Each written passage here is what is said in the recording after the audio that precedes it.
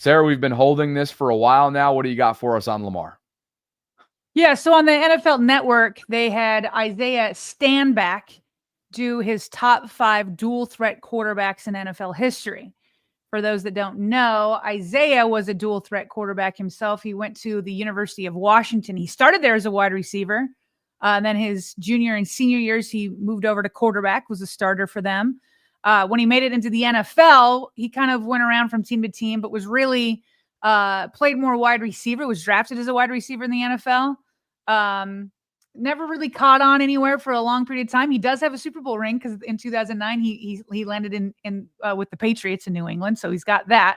But so with his background of being a dual threat quarterback, even though it didn't really catch on in the NFL level, they asked him to put together his top 5 dual threat quarterbacks. I'll just give you the list up top.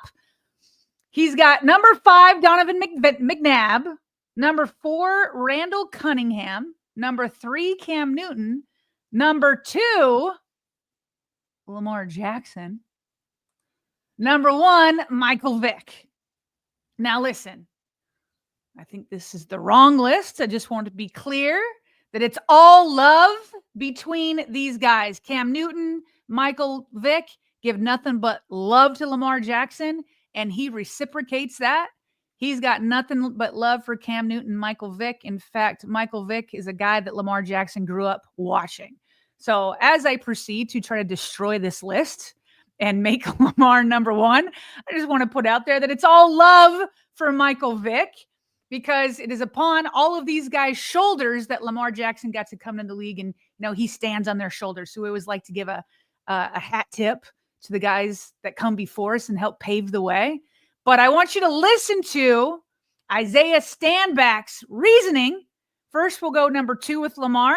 We'll take a little break. We'll react, and then we'll see why he put Michael Vick number 1. And Bobby, I really just don't think this is close. I think you easily have to put Lamar number 1, but let's listen to why he puts him number 2 at first. Now, this is when it starts getting dicey. Who do you put at number 2? Who do you put at number 1? Let's go ahead and start with the man that has one of the nastiest spin moves you've ever seen. Let's take a look at Lamar Jackson. It's a 2nd down and 3. Jackson takes it himself. Look at him dart back and forth. Oh, he broke his ankles. Now he's got an entourage, and he's got a touchdown. He is Houdini. What a play.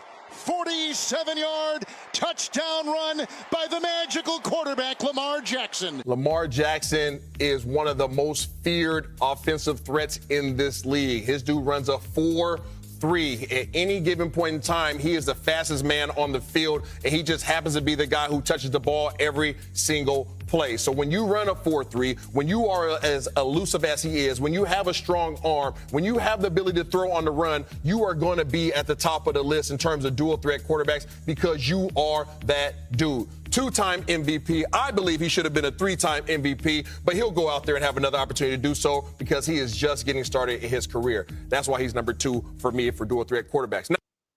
Okay. So, Bobby, the way he just put that together, to me, made it seem like. Sorry, I'm trying to get us back to there our. We go. It made it seem like what he just talked about is a 2-time MVP, and then he says, and he's just getting started. That to me is already a bid for number 1. Maybe he's putting Lamar number 2 because it still is technically early-ish in his career, not even close to being done. But to me, that's a number 1 resume that he just outlined. I would agree. I think he's surpassed him. I don't know about multiple years ago, maybe 2 years ago, he would have surpassed him. I think Steve Young was snubbed by not being on this top 5 list. Friend of the show, your idol growing up. I think he could have absolutely cracked his way over Donovan McNabb, for example. Cam and Randall, very deserving members of this list, I would think. And of course, Vic is deserving of being on this list as well. For sure, at number 2.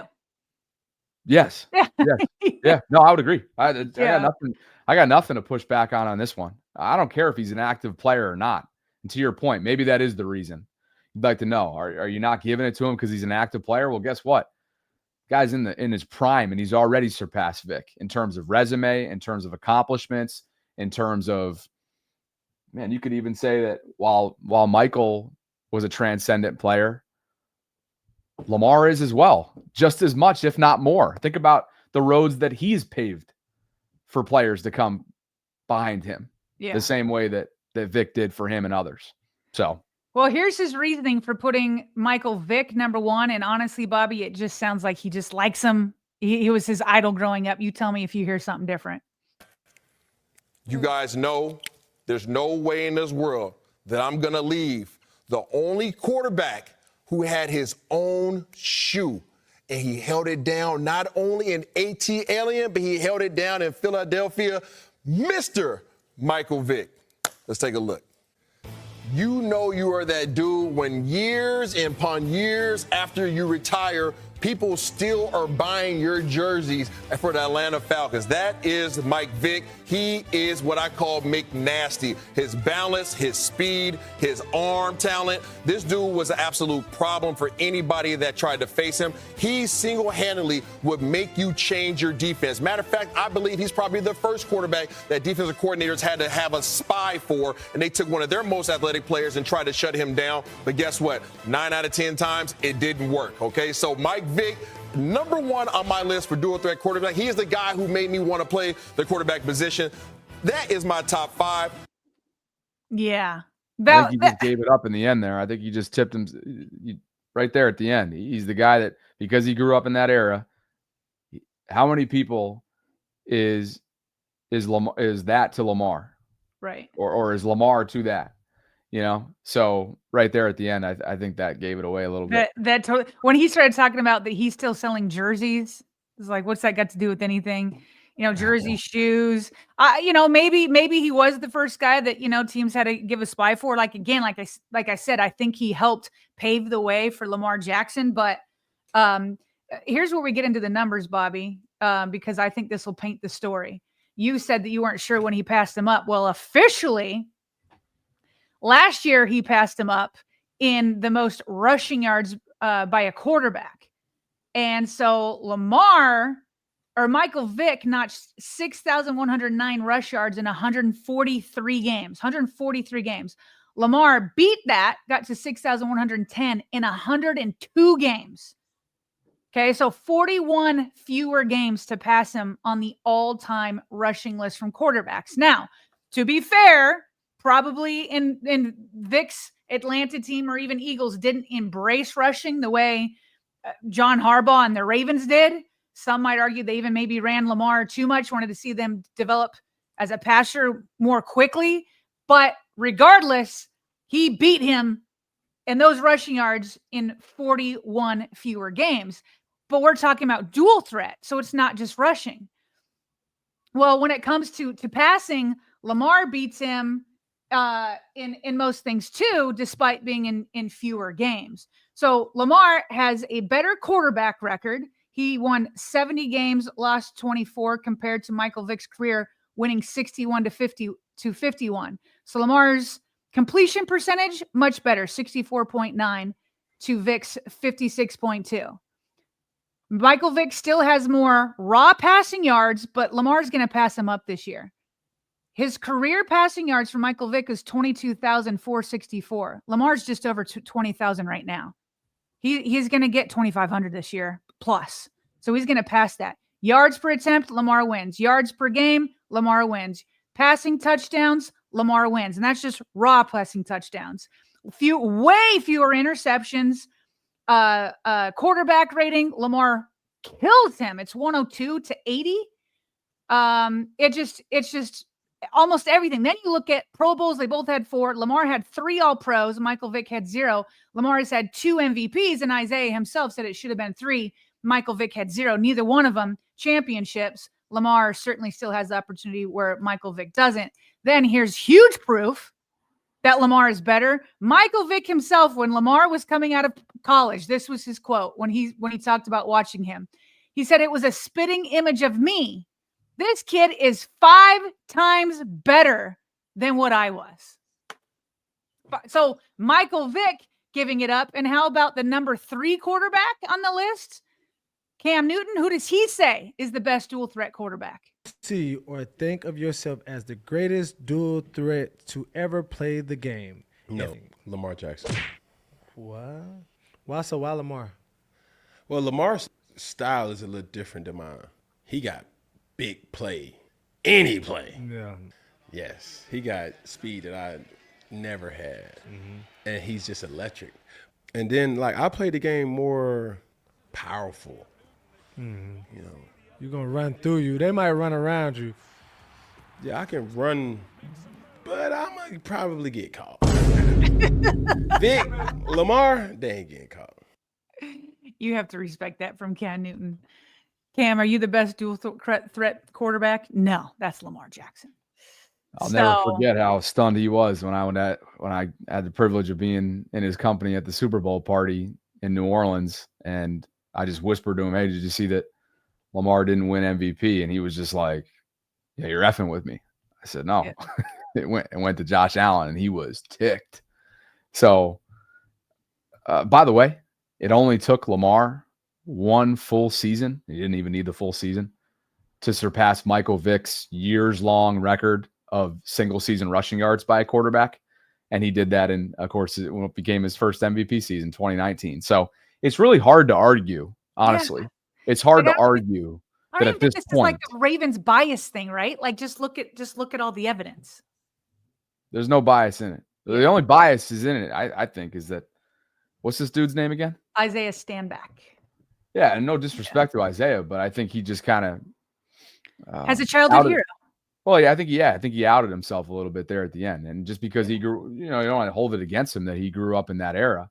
There's a million kids that are saying that about Lamar that are growing up in this era right now. So there's going to be a bunch of Isaiahs years from now that'll say, "Oh, it's Lamar, no questions asked." But Yeah. assuming that somebody from behind, like a Jaden Daniels, doesn't come out and just go crazy over these next few years, they'll be correct for assuming that Lamar is the top dual threat of all time, and they'll have plenty to discuss to back that statement up as well.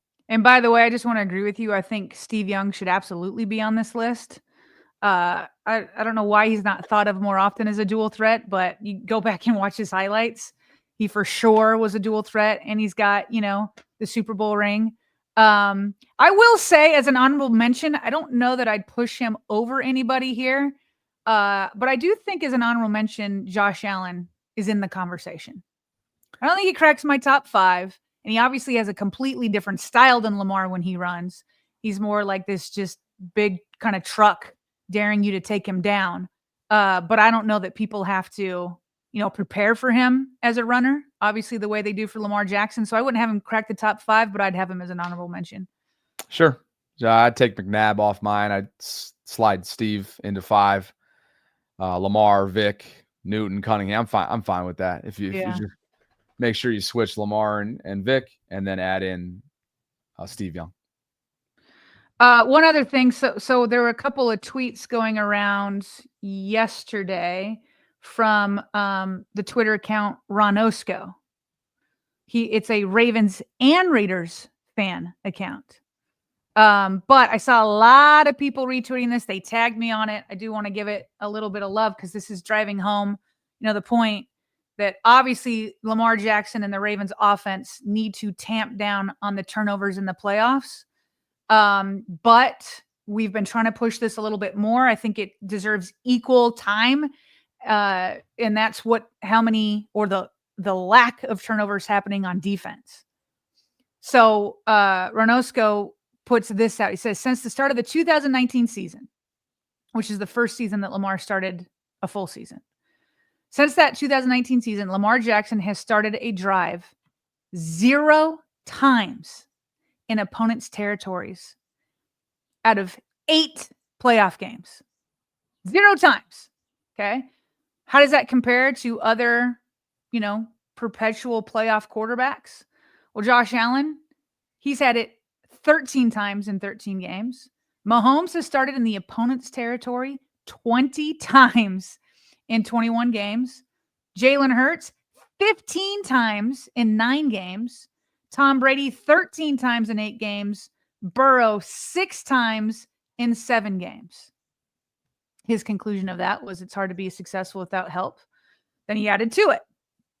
He said, here's the records of these players when their team does not get a turnover during that same span since 2019.